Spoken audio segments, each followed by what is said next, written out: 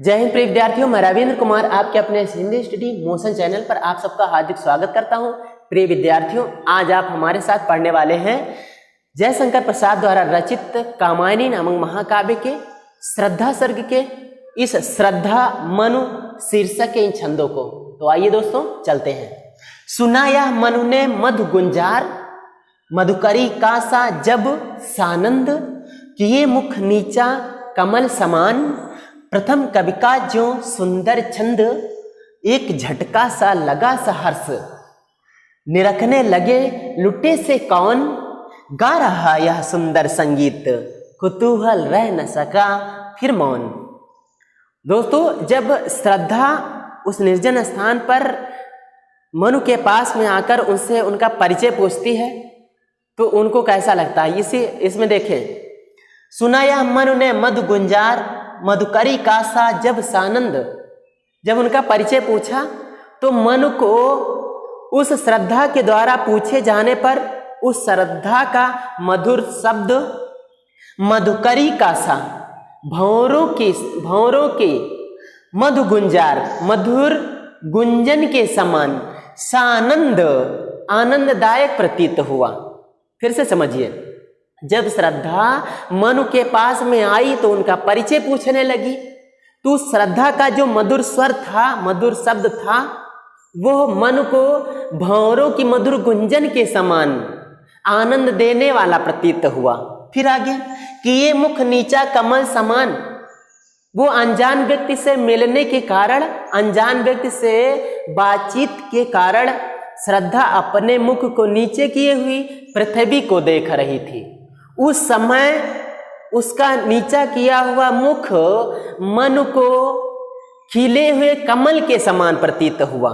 लिखा है कि ये मुख नीचे मुख किए हुए थे और वो उन्हें कमल के समान प्रतीत हुआ। अब वो कह भी तो रही थी, पूछ रही थी, तो उसके कमल मुख से निकले हुए शब्द उन्हें कैसे प्रतीत हुए। प्रथम कवि का जो सुंदर छंद, उसके कमल मुख से निकले हुए शब्द उन्हें प्रथम कवि मतलब नए नवेले कवि यानी नवल कवि के सुंदर छंद के समान आनंददायक लगा, मनमोहक लगा। आइए आगे देखते हैं। एक झटका सा लगा सहर्ष। जब श्रद्धा ने मनु के विषय में उनका परिचय पूछा ना, तो वहां पर और कोई तो नहीं था, वो निर्जन स्थान था, अकेली वही आ गई और कहां से टपक पड़ी है पता नहीं है। तो उनको कैसा लगा, एक झटका सा लगा सहर्ष। तब मनु को उन्हें एक आनंद का, एक प्रसन्नता का झटका सा प्रतीत हुआ। निरखने लगे लुटे से, वे उस सौंदर्य को, उस सुंदर छवि को देखने लगे, निरखने लगे, देखने लगे। वे अपना सर्वस्व गंवा बैठे, वे अपने आप को उसके ऊपर न्यौछावर कर बैठे, क्योंकि आगे है लुटे से। वे उसके ऊपर लुट गए, उसके ऊपर अपना सर्वस्व न्यौछावर कर बैठे। कहने के मतलब वे इस भांति उस श्रद्धा को देखने लगे कि उनकी आंखें उलझ गई कि फिर सुलझी ही नहीं। कौन गा रहा यह सुंदर संगीत। जो वह श्रद्धा उनका परिचय पूछ रही थी, उनको ऐसा प्रतीत हुआ जैसे कोई मधुर संगीत गा रहा है, जैसे कोई मधुर संगीत गा रहा है, कोई मधुर गीत गा रहा है। तब वे उसको सुनने के लिए चौंक पड़े, उस ओर उनका ध्यान आकर्षित हो गया। और फिर जब वे देख ही रहे थे श्रद्धा को और आवाज भी श्रद्धा की थी, तो उस श्रद्धा की आवाज को सुनने के लिए वे तत्पर हो गए। कुतूहल रह न सका फिर मौन। फिर वे अपने मन को वश में न रख सके, वे फिर मौन चुप न रह सके, बल्कि उस श्रद्धा के भी विषय में जानने की उनमें कुतूहल यानी जिज्ञासा उत्पन्न हो गई। अर्थात वे उस श्रद्धा के विषय में भी जानने को उत्सुक हो गए। आइए इसकी व्याख्या को एक बार फिर समझते हैं। दोस्तों, यहाँ पर कहा गया जब श्रद्धा मनु के पास पहुंची तो उनका परिचय पूछने लगी। उस श्रद्धा का जो मधुर शब्द था, वो श्रद्धा का जो वो स्वर था, वो मन को भंवरों के मधुर गुंजन के समान, भंवरों की मधुर गुंजार के समान मनमोहक प्रतीत हुआ, आनंददायक लगा। उस समय जब वो श्रद्धा पूछ रही थी, मनु का परिचय ले रही थी, उस समय नए व्यक्ति से, अपरिचित व्यक्ति से मिलने के कारण वो श्रद्धा अपना मुख नीचा किए हुई पृथ्वी को देख रही थी। उस समय उस स्थिति में उस छवि को देखकर मनु को ऐसा प्रतीत हुआ जैसे कोई खिला हुआ कमल है, और जब वो पूछ रही थी वो उन्हें ऐसा प्रतीत हुआ जैसे कमल मुख से निकले हुए किसी प्रथम कवि, मतलब किसी नए कवि के सुंदर शब्द के समान, सुंदर छंद के समान प्रतीत हुआ। आगे देखिए, जब वो पूछ रही थी, उनका परिचय ही ले रही थी, तब मन को एक प्रसन्नता का, एक सौहार्द का, एक हर्ष का, सहर्ष का झटका अचानक लगा। वे उसको देखने लगे, उस सुंदर छवि को निहारने लगे। वे अपने आप को उसके ऊपर न्यौछावर कर बैठे, खुद को लुटा बैठे, अपने आप को भूल गए। जैसे कोई व्यक्ति लुट जाता है तो अपने बारे में उसको ज्ञान नहीं रहता, वैसे ही यहाँ मन को भी अपने बारे में कोई आभास नहीं, कोई भान नहीं। वो अपने आप को भूल बैठे और उस सुंदर छवि को ही निहार रहे। निहारते निहारते उनकी आंखें उसी में उलझ गई।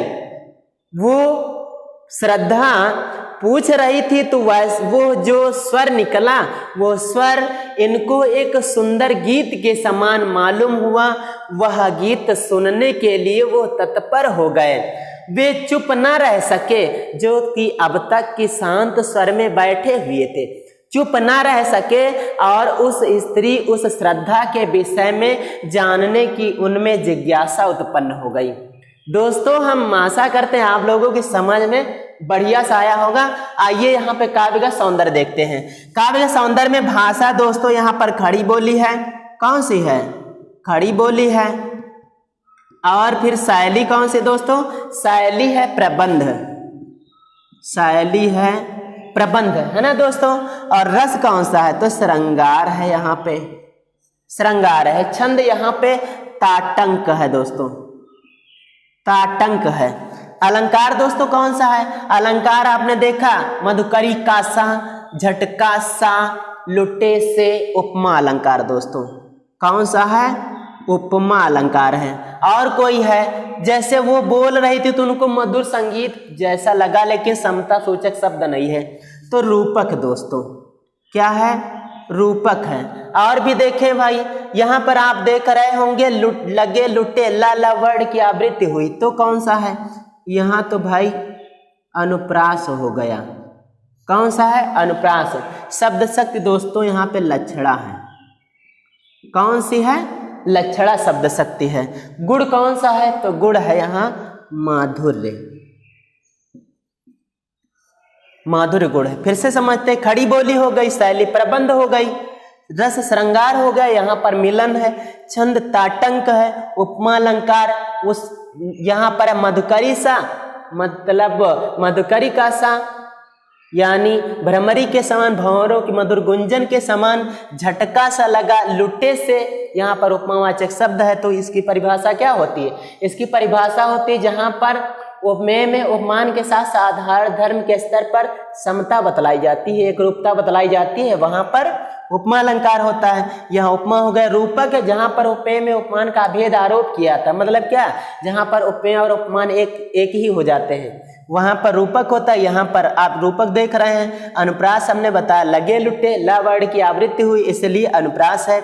शब्द शक्ति आगे बढ़े तो लक्षणा है। लक्षणा मतलब एक बहुत कुछ कह रही है, कुछ बाकी है, क्योंकि यहाँ पर होता क्या, ऐसा जब दृश्य आ जाता है तो बहुत कुछ समझने के लिए छूट जाता है ना, तो समझने के लिए इशारा काफी है ना दोस्तों। ये इशारा ही है श्रद्धा का मनु के प्रति। तो और इधर मनु भी चंचल हो रहे हैं। शब्द शक्ति लक्षणा है। इसी प्रकार से गुण माधुर्य हो गया। माधुर्य गुण वहीं पे होता है जैसे जहाँ पे श्रृंगार रस, भक्ति रस, वात्सल्य रस होता है दोस्तों। माधुर्य मतलब होता है मधुरता, जहाँ जिस किसी काव्य के पढ़ने या सुनने से मधुरता का एहसास होता है, मधुरता की अनुभूति होती है, वहां पर माधुर्य गुण होता है। आइए दोस्तों, हम एक बात है और दोस्तों, जैसा कि आपने यदि चैनल को सब्सक्राइब ना किया हो तो सब्सक्राइब कर लें दोस्तों, और नोटिफिकेशन के लिए आप बेल आइकन को भी प्रेस कर लें, जिससे कि आप लोगों को समय पर यह नोटिफिकेशन मिलता रहे और आप भी हमारे साथ साथ में पढ़ते रहें, यानी जितना हम पढ़ाते रहें आप लोग भी पढ़ते रहें। तो दोस्तों हम अगले छंद पर चलते हैं। आइए दोस्तों आगे देखते हैं। और देखा वह सुंदर दृश्य नयन का इंद्रजाल अभिराम, कुसुम वैभव में लता समान, चंद्रिका से लिपटा घनश्याम, हृदय की अनुकृति वाह्य उदार, एक लंबी काया उन्मुक्त, मधुपवन क्रीडित ज्यों शिशुशाल, सुशोभित हो सौरभ संयुक्त। दोस्तों यहाँ पर और देखा वह सुंदर दृश्य, जब मनु ने ऊपर उठकर देखा, मतलब निगाहों को ऊपर उठाया, जब मनु ने उसकी आवाज को सुनकर ऊपर की ओर देखा, क्योंकि वहां निर्जन स्थान पर बैठे हुए थे और शांत स्वर में थे, मौन थे, तो कोई चंचलता तो थी नहीं ना, इसलिए वो नीचे देख रहे होंगे शायद। यहाँ पे कहा गया और देखा वह सुंदर दृश्य, जब मनु ने अपनी नजरों को उठाकर देखा, तब उन्हें अपने पास में खड़ी हुई सुंदर सौंदर्यमयी श्रद्धा खड़ी हुई दिखाई दी। तब उन्हें अपने पास में खड़ी हुई सौंदर्यमयी श्रद्धा दिखाई दी। वो सौंदर्यमयी दृश्य अनुपम था, सुंदर दृश्य, वह सुंदर दृश्य था, वो दृश्य अद्वितीय था, बिल्कुल निराला था। वो अद्वितीय दृश्य इनके नयन का इंद्रजाल अभिराम, इनके नयनों को, इनके नेत्रों को इंद्रजाल अभिराम, जादू के समान, अभिराम माने सुंदर और सुंदरता से युक्त अपनी ओर आकर्षित कर रहा था। फिर से समझिए, जब मनु ने अपनी नजरों को ऊपर उठाकर देखा तो उस समय उनके पास में खड़ी हुई सौंदर्यमयी श्रद्धा दिखाई दी। वो दृश्य बिल्कुल अद्वितीय था, बिल्कुल ही निराला था। वो अद्वितीय दृश्य इनके नेत्रों को जादू के समान आकर्षित करता हुआ लग रहा था। आगे देखें, कुसुम वैभव में लता समान, उस समय उनको ऐसा लगा जैसे कुसुम वैभव, जैसे फूलों की संपन्नता, अर्थात फूलों से लदी हुई कोई सुंदर लता समान, लता हो, जैसे फूलों से लदी हुई कोई सुंदर लता हो, चंद्रिका से लिपटा घनश्याम। उन्होंने यह भी अनुभव किया, उनको यह भी आभास हुआ कि चंद्रिका से लिपटा घनश्याम जैसे चंद्रमा की शीतल चंद्रिका से, यानी चांदनी से लिपटा हुआ कोई घनश्याम, मतलब बादल मेरे पास आकर खड़ा हो गया हो। आइए दोस्तों दूसरा देखते हैं। हृदय की अनुकृति वाह्य उदार, एक लंबी काया उन्मुक्त, उन्मुक्त खुली हुई थी, खुला हुआ था क्या? श्रद्धा का शरीर, श्रद्धा के शरीर का अधिकांश भाग उन्मुक्त था, खुला हुआ था, और उसकी एक लंबी काया, और वो पर्याप्त लंबी भी थी। कौन? श्रद्धा। तो श्रद्धा का शरीर अधिकांश खुला हुआ था, अधिकांश हिस्सा खुला हुआ था, और उसका शरीर पर्याप्त लंबा भी था। उस समय मन को ऐसा प्रतीत हुआ जैसे बाह्य उदार हृदय की अनुकृति, जैसे उदार और बाह्य यानी बाहरी उदार और विस्तृत हृदय की अनुकृति हो, हृदय की मूरत हो। फिर से समझिए, यहाँ पर जब मनु ने श्रद्धा को देखा तो उस समय श्रद्धा का शरीर का अधिकांश हिस्सा खुला हुआ था और उसका शरीर भी काफी लंबा था। वो उसका शरीर उदार और विस्तृत हृदय की मूरत के समान लगा। आगे देखते हैं। मधु पवन क्रीडित ज्यों शिशुशाल, मधु मधु मतलब मधुर, मधुर बातचीत, मधुर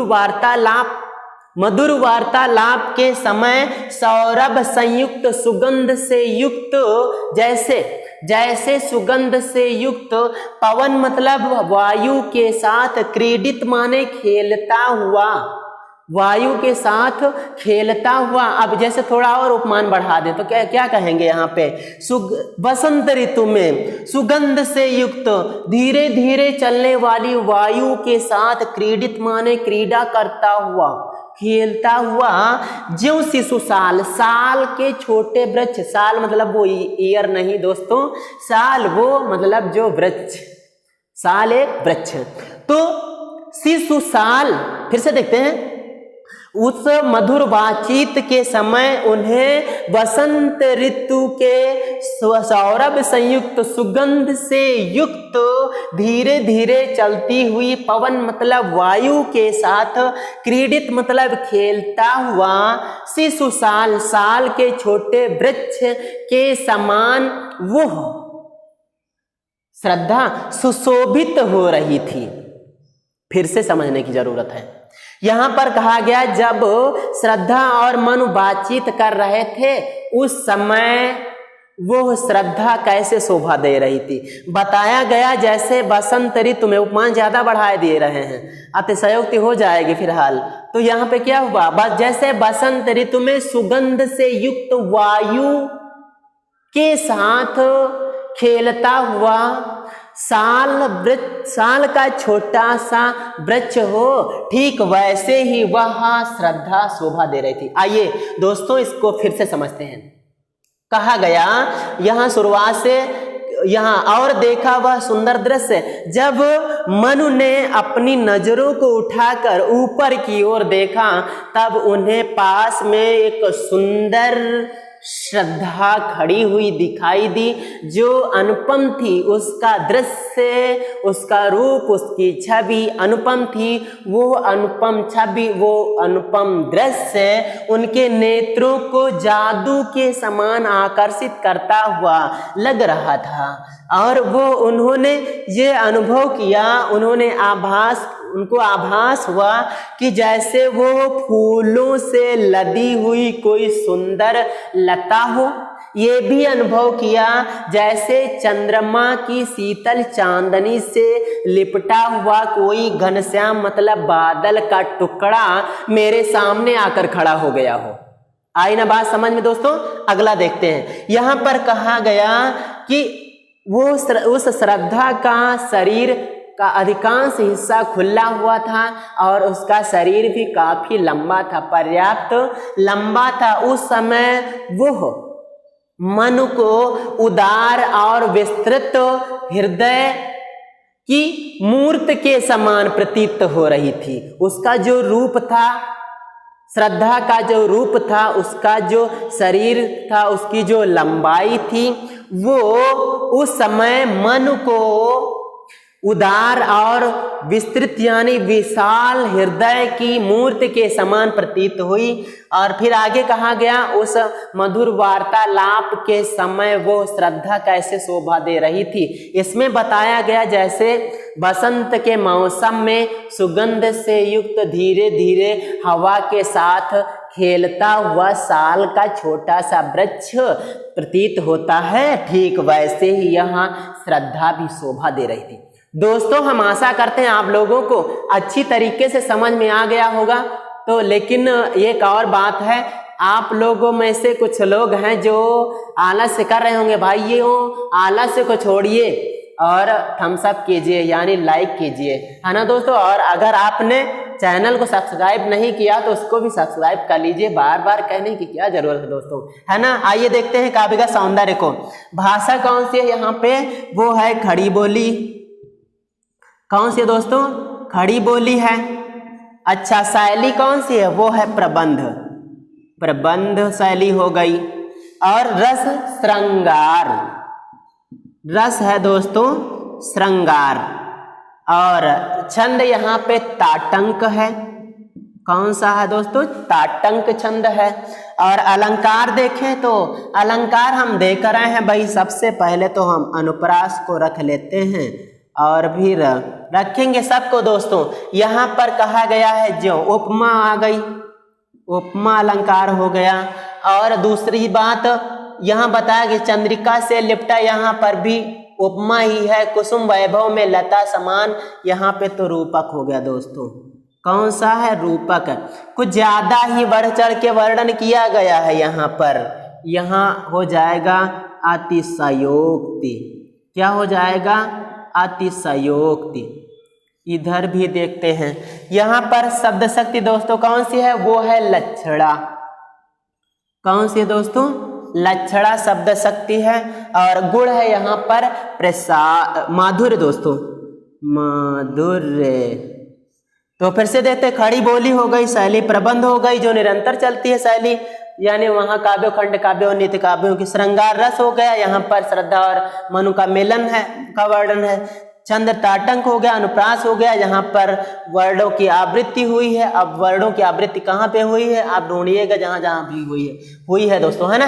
और आगे देखते हैं, यहाँ पे इस जगह पे उपमा, उपमा अलंकार हमने कहा है, आप देख रहे हैं यहाँ पर ज्यों ज्यों जैसे बताया गया है, और उपमा चंद्रिका से बताया गया है। और फिर तो यहाँ पे ये हो गया, रूपक हो गया। देखो यहाँ पर इंद्रजाल के समान लग रहा था उनको, और यहाँ पे बताया गया सौरभ सुगंध से युक्त बताया गया। वैसे तो जैसा भी रहा, मतलब ऐसा क्या माना गया है ना। अतिशयोक्ति क्यों है? क्योंकि यहाँ पर ज्यादा बढ़ा चढ़ा के वर्णन कर दिया गया है। लक्षणा दोस्तों शब्द शक्ति है। लक्षणा शब्द शक्ति वहां पे होती है जहाँ पर सीधे कोई अर्थ नहीं निकलता है, मतलब जहाँ पे लक्ष्यार्थ निकल आता है वहां पे शब्द शक्ति लक्षणा हो जाती है। गुण दोस्तों यहाँ पर माधुर्य है, यहाँ पर मधुरता की अनुभूति हो रही है हृदय को इस काव्य के पढ़ने और सुनने से, अतः यहाँ पर शब्द गुण हो गया दोस्तों माधुर्य। तो दोस्तों आज के अंक में इतना ही। अगले अंक में हम आने वाले और छंदों को लेकर उपस्थित होंगे। आइए दोस्तों चलते हैं। जय हिंद, वंदे मातरम।